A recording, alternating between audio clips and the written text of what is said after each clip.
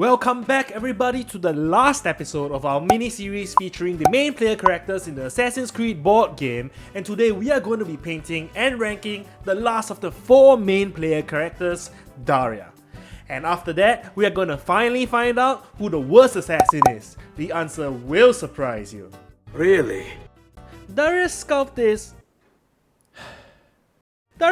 was frustrating as there were some pretty bad mole lines cutting through a lot of the fine detail, and it was extremely hard to differentiate between what was a mole line and what was sculpted detail. I had a really hard time trying to clean the lines without removing detail, and despite spending more time trying to clean up her model than any other of the characters in the set, I wasn't able to really clean her up all that well. As for her pose, it's okay I guess, but I couldn't help but think she should be off fighting the green goblin somewhere. Anyway, I try the best I can and then proceed with the usual base coating process of priming her in black, followed with an airbrush zenithal priming, building up the layers of white starting from somber grey and gradually adding in Rakarth flesh all the way up until a final highlight of off-white. So unlike the other assassins, Daria has much less white on her model, instead showing more blacks, browns and reds, but as usual, I still like to start with the lightest colours before moving on to the darker colours.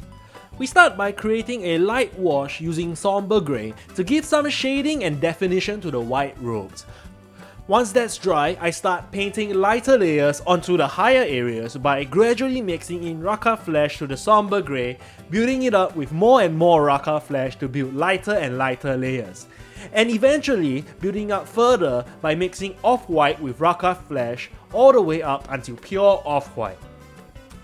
Daria is a Persian-born assassin who claims to be the descendant of Marco Polo, which is like, nobody asked, dude. Name drop much? And apparently she was investigating her relationship to Marco Polo so that she could overcome prejudices against her as an explorer. Yeah, cause riding on coattails is so much better than prejudice.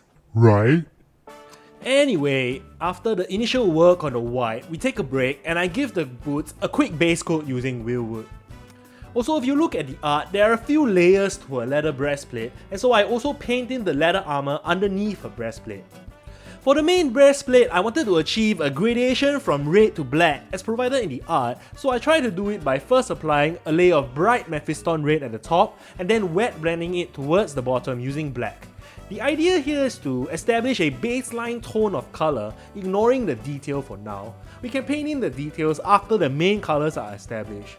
While I wait for that to dry, I also paint in the red trim on her robes, and as for her cloak, it is shown in the art in what looks like a dark brown, almost black, so I paint it in Citadel brown, which complements the overall red and brown tones in the model.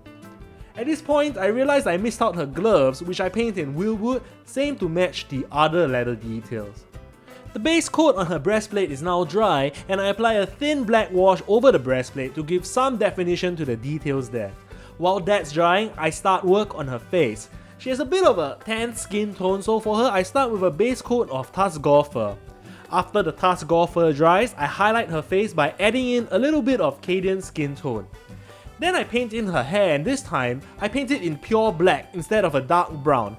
I do this to try and differentiate it from her cloak, and from there you can see how a slight change in tone can be very useful in separating the various parts of the model. At this point, I try to pick out the gold detailing on her leather breastplate using bronze Fleshtone. The detail here is very fine and I have a lot of trouble trying to do a clean job using flat lining, but I do the best I can.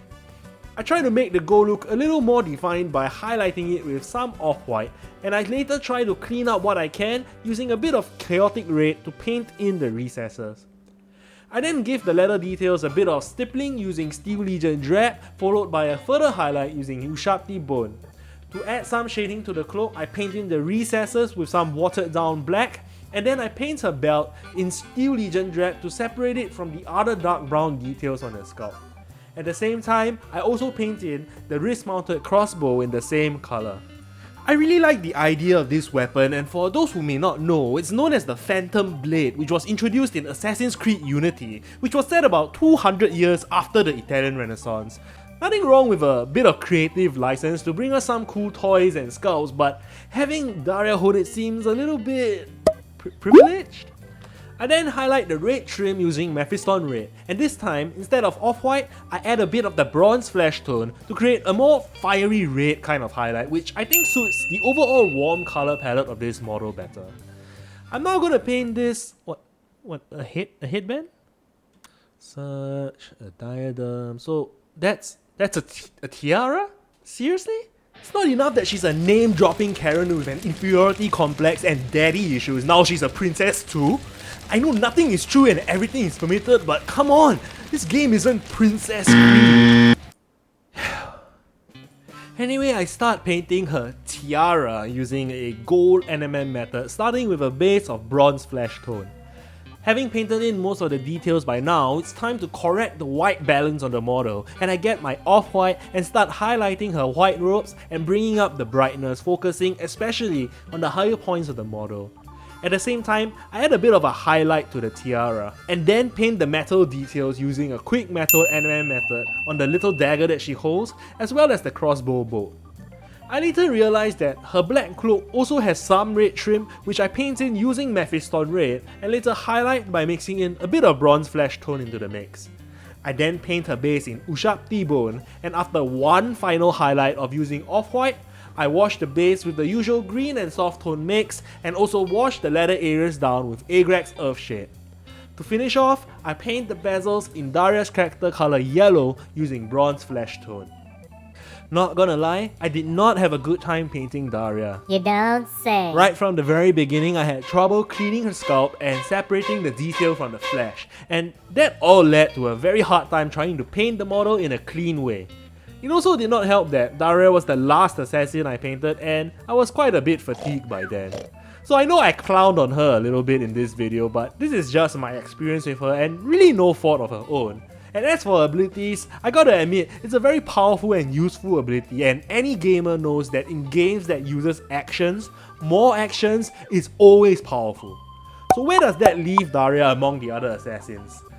Ladies and gentlemen, the award for the worst assassin in the game goes to Ezio Auditore. Say what?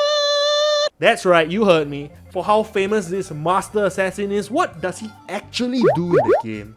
His usefulness is very situational, and even then the result is mediocre at best, so much so that I often find myself leaving him in the HQ. Even then, his extra die roll doesn't even guarantee that he will pass our contract missions. So let's give a hand to the Master Clown Assassin, Ezio Auditore. If any of you managed to guess who the worst assassin is, do let me know in the comments below. But I hope that you've enjoyed this mini-series, and if you've missed my earlier videos, be sure to check them out here.